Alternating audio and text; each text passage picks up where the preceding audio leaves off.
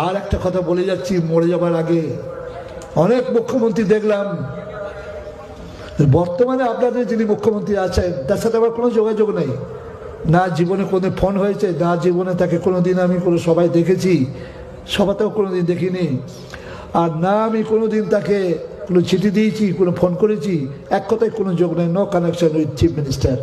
হিন্দু মুসলমানকে সমান চোখে দেখা এটা এক অদ্ভুত ব্যাপার। সমান চোখে দেখা, কীরকম সমান চোখে দেখা?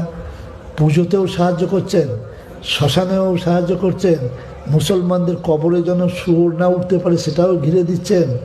মসজিদের ইমামকে জীবনে কেউ চিন্তা করেনি যে কয়েক হাজার করে টাকা দেবো মাসে মাসে। মসজিদ 2-10টা নেই, 2-4 হাজার নেই, কয়েক লাখ আছে।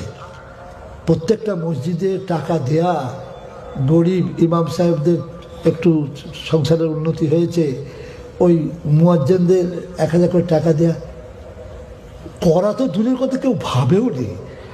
মেয়েগুলো ছেলেগুলো, হিন্দু মুসলমান ছেলে মেয়েগুলো পড়বে, তারা যেন খেতে পায়, একটু ডিম দিয়ে ভাত খেতে পায়, তারা যাতে একটু খেয়ে মানুষ হোক, আর লেখাপড়া হোক না, খাবার জন্যই তারা যাচ্ছে, ফলে লেখাপড়া তাদের ভেতরে ঢুকে যাচ্ছে।